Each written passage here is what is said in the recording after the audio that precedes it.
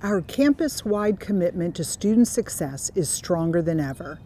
To our students, we're here for you and we miss being with you on campus.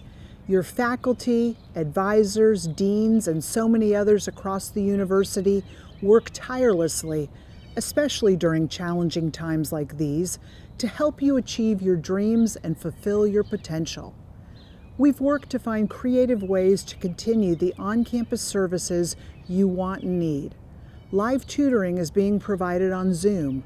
The Counseling Center, which grew its team and expanded hours and locations to the Health Science campus this year, is now providing phone consultations. The Career Services team is available via phone or web conference. And throughout this, we continue to provide food to those who use our student food pantries, now located on both the main and Health Science campuses. It's because of the creative leadership on our campuses that we were able to reach a huge student success milestone. Following fall 2019 commencement, our 6-year graduation rate improved to a record high of 51.7%, up more than 10% since 2015, and meeting our strategic plan goal 3 years early. That achievement was possible because of our great progress on student retention. For the 7th straight year, more students returned to campus in the fall for their second year. Our first to second year retention rate for undergraduate students was 76.4% this school year, the highest rate on record in the last 20 years. Our commitment to student success is attracting top students to our campuses. We were proud to welcome our best academically prepared class of first-year students for the second year in a row. And this year, our student athletes were recognized with the Mid-American Conference Institutional Academic Achievement Award for earning a school record overall GPA of 3.277. It was the second straight year and 6th of the last 8 that we won the award. One soon-to-be graduate has already interned at 2 of the world's leading tech companies, Google and Adobe, and will head to Microsoft after graduation. She's using her problem-solving skills to help others and increase diversity in her field. I'm sure you'll be as impressed by her as I am. I didn't really know what I wanted to do with my life.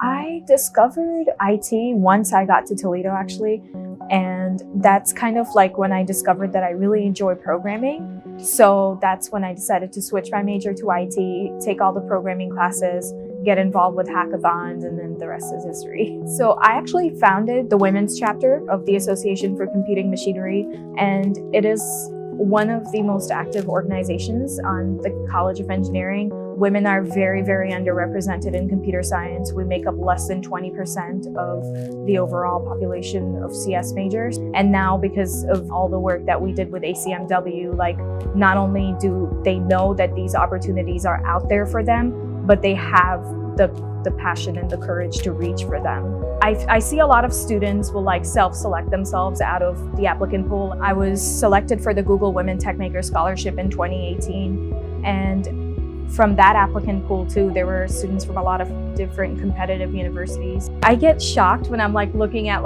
all the students from Harvard, Stanford, Yale, and just seeing my name up there and then seeing UT. With Google Research, you have to get nominated by your department. Through that, they pick 37 students, and basically they match you with a mentor at Google. So through that program, I have already published a paper at ACM's Chi conference in Hawaii. So I think the first author papers definitely helped me get into my first choice PhD program. After that, I'm also working on another project. Basically, I'm studying gender bias in politics and just kind of looking at how the landscape might have changed for female politicians. For Adobe, I applied to the Adobe Women in Tech Scholarship, and I was one of the 9 that were selected.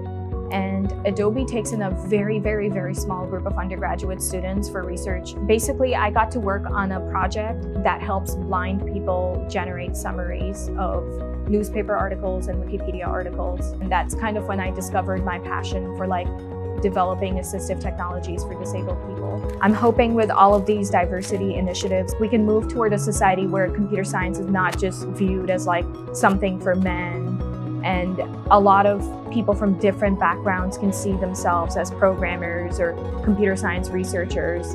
I would really like to see the field that I'm in become more diverse and more open to different perspectives. So I'm doing all I can to make that happen. Each of our students has a great story to tell. Emma Sampson is a great example of a student athlete who's demonstrating leadership in both her academic and athletic pursuits. A mechanical engineering junior and swimmer, she was one of 2 student athletes chosen to represent the Mid-American Conference at this year's NCAA Leadership Forum. The forum was unfortunately canceled, but we're proud of her selection for this important role. The Arts and Sciences collaborated on an important project this year to design a medical device for a professional actor's wheelchair to improve his expressiveness and range of motion on stage. Together with Dr. Matt Foss and Dr. Brian Treese, students in theater and engineering created a device that costs only $65 to duplicate, and a new group of students is now working to bring their prototype to market. Second-year law student Damon Williams recently made history when he was selected to be the next leader of the University of Toledo Law Review. He is the first African-American student to hold the prestigious and highly competitive position of editor-in-chief in the publication's 52-year history. Not even a global pandemic could stop us from celebrating the achievements of our 4th-year medical students.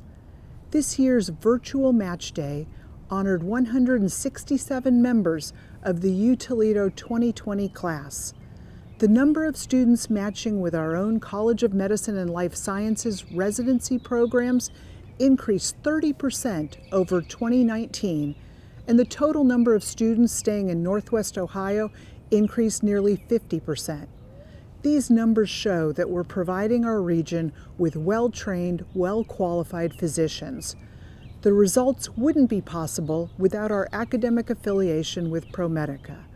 Together, we're fulfilling our mission to educate medical students and advance life-saving knowledge through research. We're all disappointed not to have spring sports this year to cheer for our talented student athletes. But I did want to take this opportunity to congratulate U Toledo senior Petronella Simyuk for being named Most Outstanding Female Track Performer by the Mid-American Conference.